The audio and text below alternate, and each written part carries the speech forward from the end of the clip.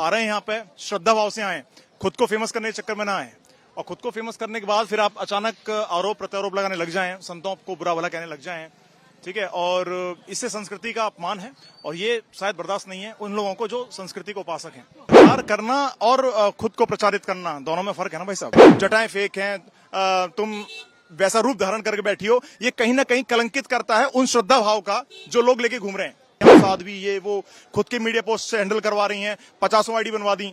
महाकुंभ से आए दिन कोई न कोई वायरल हो रहा है। हाल ही में नीली आंखों वाली सुंदर लड़की के नाम से मोनालिसा सोशल मीडिया पर खूब वायरल हुई। उनसे पहले हर्षा रिछारिया सबसे सुंदर साध्वी के रूप में वायरल हुई और अब हर्षा रिछारिया को लेकर एक बड़ी खबर सामने आई है। प्रभावशाली अभिनेत्री से साध्वी बनी हर्षा रिछारिया पर अब उनके करीबी दीपक सारस्वत ने गंभीर आरोप लगाए हैं। दीपक फिल्म जगत में डायरेक्टर हैं और उन्होंने हर्षा को बहरूपिया करार देते हुए दावा किया है कि उसने गुमनामी से बचने और पब्लिसिटी के लिए भगवा का सहारा लिया है। दीपक सारस्वत ने हर्षा के भगवा चोले को सिर्फ पब्लिसिटी स्टंट बताते हुए कहा कि वो अध्यात्म से कोसों दूर है। उसके भगवा पहनने के पीछे रील और लोकप्रियता का मकसद है। मेरे साथ वो रही है लेकिन उसमें अध्यात्म जैसी कोई बात नहीं। दीपक सारस्वत ने कई चौंकाने वाले खुलासे किए हैं। क्या कुछ बातचीत की दीपक सारस्वत ने भारत एक्सप्रेस से, आइए आपको सुनवाते हैं। प्रयागराज महाकुंभ में 2-3 नाम ऐसे आए जो खूब वायरल हुए। उनमें से हर्षा रिछारिया का नाम सबसे ऊपर आया। हालांकि हर्षा रिछारिया कौन है ये सब लोग धीरे धीरे जान गए, लेकिन हर्षा रिछारिया के एक दोस्त हमारे साथ हैं, दीपक जी। दीपक जी, सबसे पहले अपना पूरा परिचय दे दीजिए। सर, मैं दीपक सारस्वत नाम है मेरा। मैं खुद एक फिल्म मेकर हूँ और एक सोशल एक्टिविस्ट भी हूँ। तो नहाने के लिए संगम स्नान के लिए आया था, बाकी फिर देख रहे हैं। रिछारिया जी खूब वायरल हुई हैं, कैसे जानते हैं आप उन्हें? नहीं, अच्छी बातें वायरल हुई हैं और मेरे दोस्त हैं, काफी अच्छे दोस्त हैं और आज भी मतलब संपर्क में थी, अब तक कोई दिक्कत नहीं है और मेरे को दिक्कत भी नहीं है। मीडिया ने जो अभी उछाला है मैटर, मेरे को दिक्कत इस बात से है कि भाई जो युवक आ रहे हैं यहाँ पे श्रद्धा भाव से आए, खुद को फेमस करने के चक्कर में ना आए और खुद को फेमस करने के बाद फिर आप अचानक आरोप प्रत्यारोप लगाने लग जाएं, संतों को बुरा भला कहने लग जाएं, ठीक है। और इससे संस्कृति का अपमान है और ये शायद बर्दाश्त नहीं है उन लोगों को जो संस्कृति को उपासक हैं। हर्षा रिछारिया जी तो युवाओं को महाकुंभ में आने के लिए आमंत्रित कर रही हैं, इसके साथ साथ वो कह रही हैं कि हम सनातन धर्म का प्रचार कर रहे हैं। प्रचार करना और खुद को प्रचारित करना दोनों में फर्क है ना भाई साहब। मैं यहाँ पर आया हूँ, मैंने भी धारण किया हुआ है और मैं भी आस्था रखता हूँ, पर मेरी बात समझिए आप। कोई इंसान अचानक अपने आप को ये साबित कर देना कि मैं एक साधक हूँ, एक साध्वी हूँ या ऋषि महात्मा हूँ, ये अपने आप में ऐसा है कि उसके बाद हम कुछ और काम नहीं कर सकते। जैसे कि मैं एग्जांपल लूंगा, नीतीश भारद्वाज जी कृष्णा का रोल प्ले किए, भगवान का रोल प्ले किए, उसके बाद उन्होंने कोई ऐसा काम नहीं किया जिसके बाद उनकी छवि खराब हो।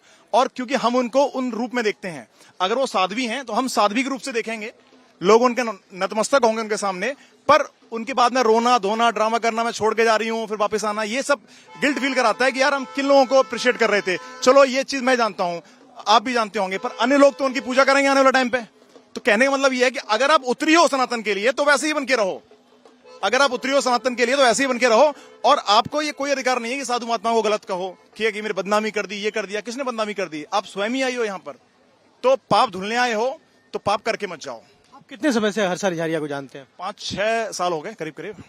क्या उनके साथ आप काम करते थे? हाँ, काम के सिलसिले में बात हुई थी, काम के सिलसिले में बैठे हैं, बात की है हमने और मैंने ऑफर भी किया उनको काम करने का अपने साथ। पर चूंकि मैं समाज सेवक ज्यादा हूँ, ऐसे काम ज्यादा करता हूँ, एड फिल्म बनाता हूँ, वो इवेंट्स करती थी तो हमारा ज्यादा ताल्लुकात रहा नहीं काम के सिलसिले में।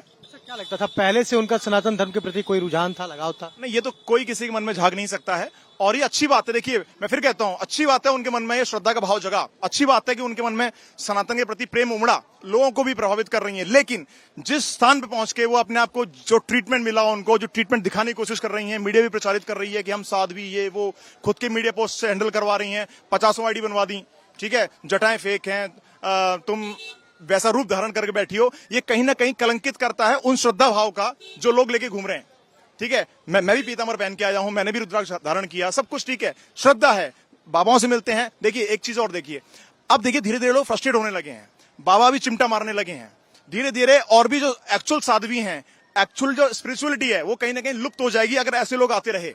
तो कहीं ना कहीं हमें रोकना चाहिए। ये सनातन बोर्ड को भी जो बनने जा रहा है उसको भी एक संज्ञान में डालना चाहिए, सभी बाबा ऋषि महात्माओं को भी प्रोटोकॉल फॉलो करना चाहिए कि ऐसे लोगों को अपने पास ना बिठाएं, या तो पूरी तरह सन्यासी बन जाओ या फिर उसका प्रचार मत करो आके कि हम बन गए और कल को निकल लिए, इससे हमें तकलीफ है। तो इससे इन्हें तकलीफ है। ये विपक्षी हैं जो बता रहे हैं कि देखिए, अगर सनातन धर्म में आप आना चाहते हो, अगर आप वाकई में साध्वी बनना चाहते हो तो बनो, आपका स्वागत है, लेकिन किसी तरह का ढोंग नहीं चलेगा और एक्चुअलिटी रहनी चाहिए। कैमरा पर्सन स्वास्तिक के साथ राहुल पांडे, भारत एक्सप्रेस, प्रयागराज महाकुंभ।